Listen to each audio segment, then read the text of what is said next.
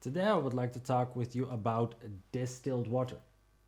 Okay, what I'm about to tell you is very important and it will probably piss you off. Not because I'm going to piss you off, but simply because of the reason that people that are supposed to tell you this stuff, like let's say your doctor, your dentist, and people that say they care about you, well, they're not going to tell you this because, wow, it's actually for the past 100 years kind of been a little secret. So since I'm such a party pooper, obviously I'm going to tell you the secret because, wow, I am of the opinion this is the standard thing for everybody to know. Now, knowing about distilled water is the difference between healthy and sick. All right. So at this point, it would be kind of barbaric to keep it from you. So, okay. So, what is distilled water? Well, actually, it's very simple. Distilled water is water that has been stripped of every kind of chemical compound that is in it. And because it has been completely stripped, it is negatively charged. So, in other words, there is nothing in the water that could conduct electricity. It's very simple. Now, because of this property, it has very, very, very, very, very, very many benefits to our health. First of all, it has the ability to magnetically attract garbage and expose it down the back door. Distilled water, or maybe to make it more easier for you, pure H2O, not to be confused with tap water or with bottled water. So, where is it made? Where can I get it? Holy shit, where can I get it? Well, it's actually pretty funny because the earth provides us distilled water in a variety of ways. Now, first of all, is through the Earth's hydrological cycle. So basically, snow, mist, rain, dew, and fog. Now, unfortunately, the problem with this is most people would think, well, so you can drink rainwater. Yes, theoretically, you can drink rainwater. It's actually better than tap water. But then we have this small issue that we have chemtrails. Beautiful chemtrails. Oh wait, it's actually not so beautiful because it's toxic chemicals being dumped down on us. Oh shit. The second way that the earth provides for us and distilled water is basically through every fruit bearing tree, or should I say most fruit bearing trees. Like let's say an orange, for example. An orange is made out of, well, first of all, carbohydrates, proteins, and fats. Then we have all the vitamins and minerals, and then everything is basically encased in distilled water. Yes, absolutely.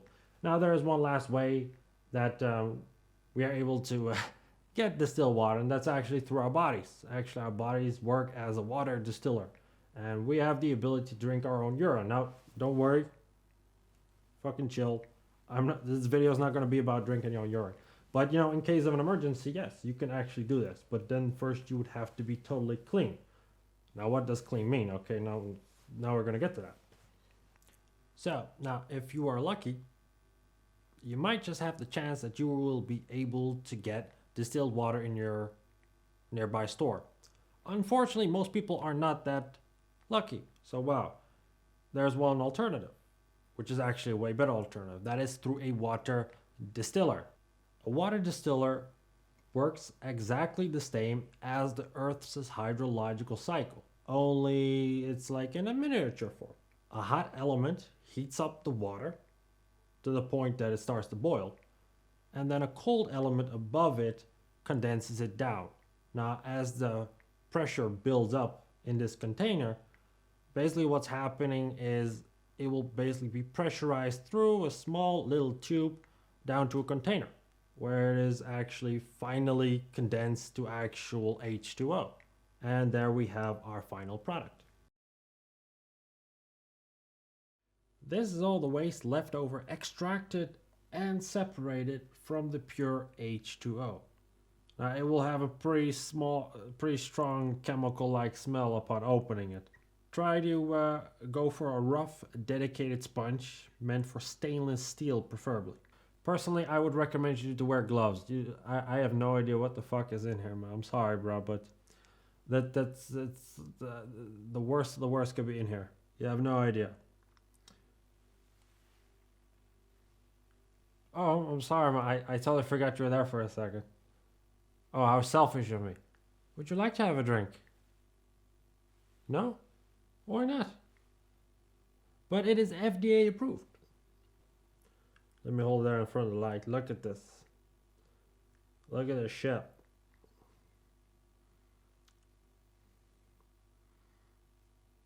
Can't even look through it anymore, man. What the fuck is in there? Now, what you decide to do with the waste, that's all up to you. One of the things that you could do is store it in a little pot. So you can later on do clinical studies or whatever you want to do. Or you could just save it just in case, your water company decides to raise the prices and they're giving you this bullshit claim. Oh, it's like costs and this and that, blah, blah, and they show them the pot. Pow! We ain't gonna fix this, motherfucker. No, I shouldn't have said that. Was mean. That wasn't. This unit comes with a replaceable carbon filter to absorb any potential harmful gases. The filter bags rip easily and can spill activated charcoal inside of your product, which obviously we do not want. So here's a small little fix. Okay, so the most superior way of storing your distilled water is in glass. And then, aside from that, you can always choose to put it into polyurethane or plastic containers. The cool thing about plastic containers is they're easily transportable, which is great. It's not like you can easily break them like glass or anything. But on the other side, there's a very important thing for you to remember. If you're going to store it in plastic, don't leave it out in the sunlight. Because if the sunlight directly hits it, small little tiny particles of the plastic can get into your water, and that's not what you want because you want the pure water. But even if that happens, you should realize by the fact that when you distill water, you potentially take out sometimes 70 up to 80,000 different chemicals. That's an insane load. Now polyurethane is like a maximum of like 3. So if you weigh it in the balance, it doesn't really matter. But if we're going to be a little bit precise, then it's good for you to know. Newly distilled water is mostly around a pH of 6.0. Okay. Now it's very important that you store it airtight, preferably in a dark, cool place, because if oxygen gets into it, it will basically lower the pH of the distilled water. Now it will be like very slowly, and if you drink 4 liters a day, or you drink a lot, then it doesn't really matter because you're making new one and making new stuff every day, so that doesn't really matter. But it's good for you to know. Now, determining the quality of distilled water, if you've, if you don't know anything about chemistry or you don't have any real hands-on experience with water, can be a little bit tricky. But there are 3 main ways. Okay, the first one, is laboratory experiments. Okay, now, mind you, as I said before, there are 70 to 80,000 different chemicals that you can test for in a laboratory. Now, let's say every test would cost you about €100 or $100. It's a lot of money. And then you have to be fortunate enough that you can actually be allowed to have a test done. Because how most laboratories work is like if you're a private person, like, a normal citizen, being an employer somewhere, you're not allowed to test your water, which in my opinion is ridiculous, but okay. And then, but if you are, like a corporation or a company, then they'll actually let you do it, but then it'll cost a lot. And then you have to deal with all kinds of problems because obviously most people don't want you to come to know about distilled water. That's really childish, but that's the world that we live in nowadays. Oh yeah, the second way, it's very important, is TDS meter. Okay, now a TDS meter measures the parts per million, and it basically measures everything that's pretty much in the water that's pretty much positively ionically charged, if I remember correctly. So basically that's a kind of a cheap way that you can test, hey, what's in my water here. Now, then I have one extra way, which is actually really cheap, and I actually stumbled upon this by accident. So here, you're gonna get this one for me free. All right, so can you tell via which glass is distilled water and which one is tap? No? Okay, well don't feel bad, I can't even tell myself. Okay, so now let's take the white diffuse portable containers and blast some light through it, see what happens. Note how distilled water lights up the entire container compared to the container that only has tap water. Okay, now this is basically what is called the filter effect. There are three very important things that I would like you to remember if you're actually going to try this road down distilled water, which in my opinion will probably be the best thing you'll ever do. But hey, it's for you to decide if you're going to do it. Three things to remember. Okay, the first, you have to work in volume. So what does this mean? Try to drink 3 to 4 liters of distilled water a day. Now you're probably thinking, holy shit, that's a lot of water. Now I want you to know from my experience, when you start drinking distilled water, you will notice that it's very smooth and actually very soft when it goes down your palate. Now, here's a little experience from me. The first time I actually drank distilled water, I actually noticed how soft it was. Of course, everybody, when you try something for the first time, you go like, hey, what will it be like? Actually, it was really nice. Actually, what I found out was the fact that tap water has this weird taste at the back of your mouth, kind of like a chemical-like taste. But I never noticed it. Why? Because I never tried distilled water. So this goes to say. Number 2 is the fact that when you're going to try this, everybody reacts differently. Why? Because most people, they dump toxins down their throat in the form of tap water, to a lesser degree bottled water. Actually, bottled water is actually the same as tap water. Nobody knows that, but okay, wow. There you go. Carbonated beverages, all kinds of stuff, and your body is stuck with gunk. Now your doctor will tell you, oh, nothing is fine, your hemoglobin is fine, your liver levels are fine. They're bullshitting you. They just lower the standards every time so that they can make more money off of you. That's how it works. So what is going to happen, either after the first 3 days you're going to feel really good, or for the first week you're going to feel like absolute shit, and then wow, all kinds of stuff can happen. Now, basically what happens if you drink so much water, it will largely be excreted through your feces. But certain kind of chemicals that are inside your body, like let's say right under the skin or whatever, they have to come out somehow. So they're going to come out in the form of a rash or other kinds of ways. So I don't want you to freak out when you try this. I want you to let it happen. And afterwards, you're going to feel great. There's one last thing that I would like to add to the health benefits. What I would like you to do from now on out, preferably when you're doing it with distilled water, is basically to, whenever you're getting a grumble or a hunger sensation, try to think of it as like this. Try to not see it as a hunger sensation, but more as a water sensation. Okay, so every time you feel grumbling, try to gulp down some water. And what you will notice is that this way you will always kind of be full. You'll always have water in you, which is great. And you'll eat less. Wow, you're going to eat less. Wow, how good is that? Of course, I prefer you to eat like good, but well, that's for another video. Okay, now, if you are a critical thinker, you will buy... There's a big chance you will have found out that corporations are polluting the shit out of everything on the planet, which is sad, because it affects everything. You know, wow, chemtrails are affecting our water supply, our food. You know, companies are dumping all kinds of chemicals down their factories, whether it be through the air or actually dumping it into the ground. And a couple chemicals that I would like to talk with you about that is very important to know about when it comes to water is first of all fluoride. Okay, now most people already know about fluoride, but I want to bury fluoride once and for all, because at this point if you don't know about fluoride, you're ignorant or you're nescient. But now that you've watched this video, you will no longer be nescient. So wow, there you go. Okay, so there are two basically research reports that I would like to share with you. The first is the health effects of ingested fluoride in 1993, and we have fluoride in drinking water of 2006. Okay, now I'm going to quote some of these reports so you know it's not Ralphie talking here. Ralphie, you told me this. Oh, you motherfucker, cocksucker. Told me all this shit. So, first of all, dietary calcium affects the absorption of fluoride. In addition, fluoride causes an increase in the dietary requirements for calcium and insufficient calcium intake increases fluoride toxicity.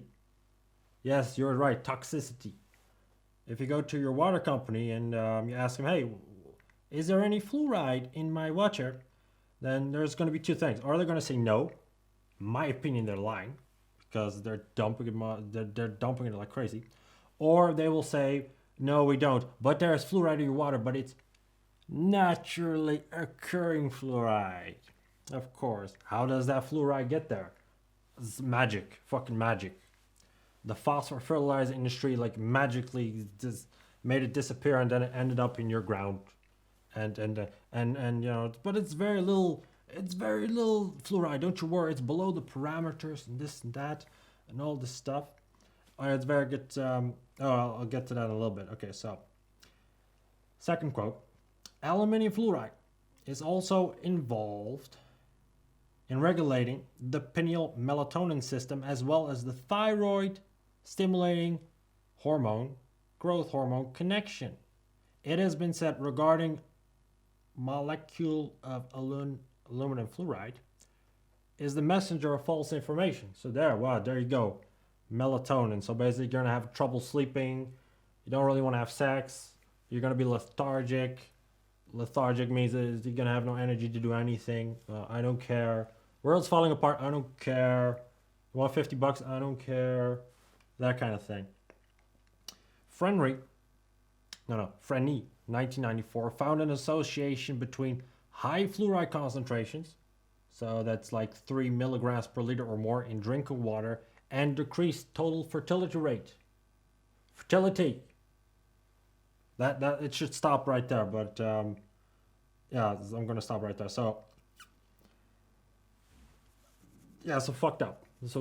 Okay, now basically what I would like to share with you, in case you're not gonna read these reports, because they're big fucking reports and you have to be a little bit crazy to read down everything. You have to really want to read through all that stuff. Basically, what I would like to let you know is, according to this very statistic, once you reach the threshold of exactly 1 milligram per liter, it has been shown through at least two of these statistics that the higher you go with fluoride, the more dental and skeletal fluorosis you will be prone to. Now, what is skeletal and dental fluorosis? Well, it's very simple.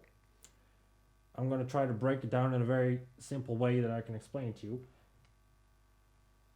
So basically, fluoride, when you ingest it, like let's say with water, and only 50% gets excreted through your feces, if I remember correctly.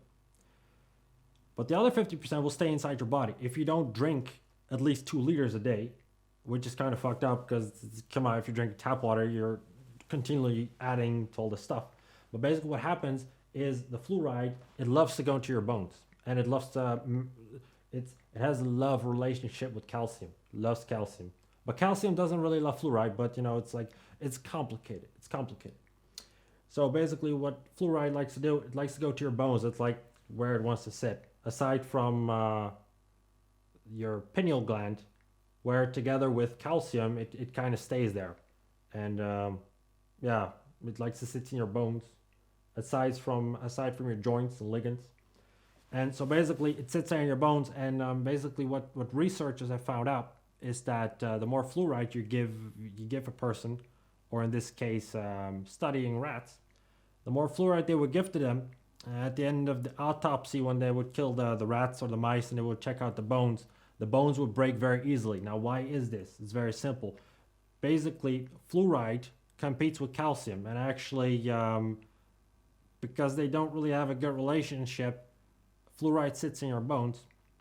But even though it makes your bones denser, most people go, oh, the denser bones. Oh, it's great. You have more stability. Nah, not really.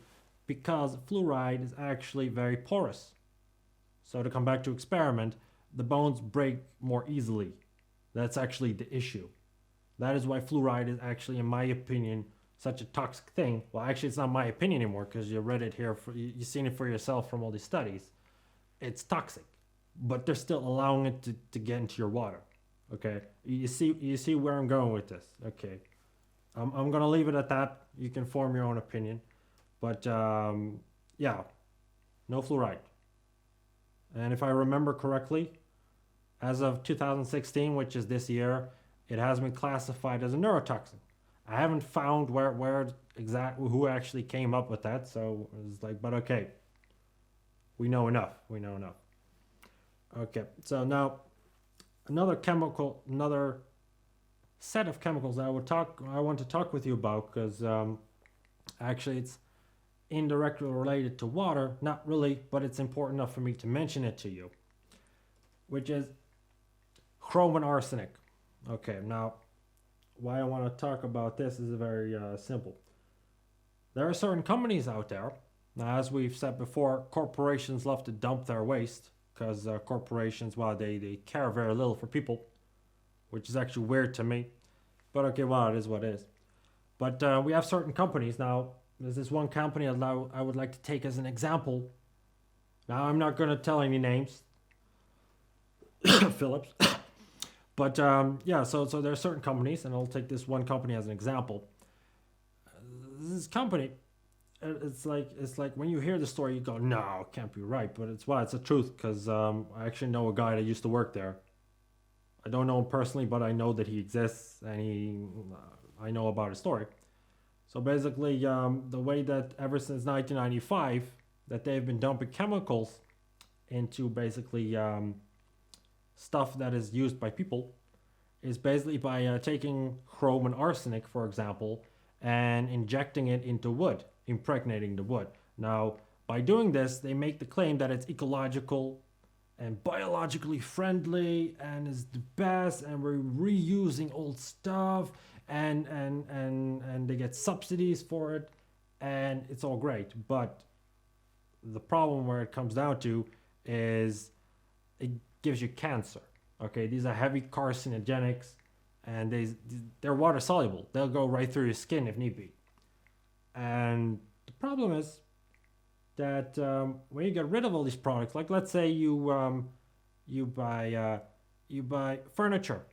I have no idea if IKEA is in on this, but like let's say that you buy furniture somewhere and it has this impregnated wood, which is supposed to be better because it is ecologically friendly and it resists fungus and it resists bacteria and it's the best. Yeah, but it causes cancer. That's what they don't tell you. And then mostly governments are giving these corporations subsidies because, wow, they're getting rid of their waste. Well, it's the best thing ever as long as we don't know. So, what happens to this stuff when you come in contact with it? So basically, this stuff is nowadays pretty much in everywhere. I don't want to scare the shit out of you, but that's the reality of things. They put it in like furniture, kids' toys, wooden fences for your garden. Yeah, a lot of places. And basically what happens if people dispose of these things, they go to the power plant where they mostly use garbage to make electricity. Now, what is the problem about this? You probably think, wow, they will know what kind of chemicals are going through the air and all that stuff.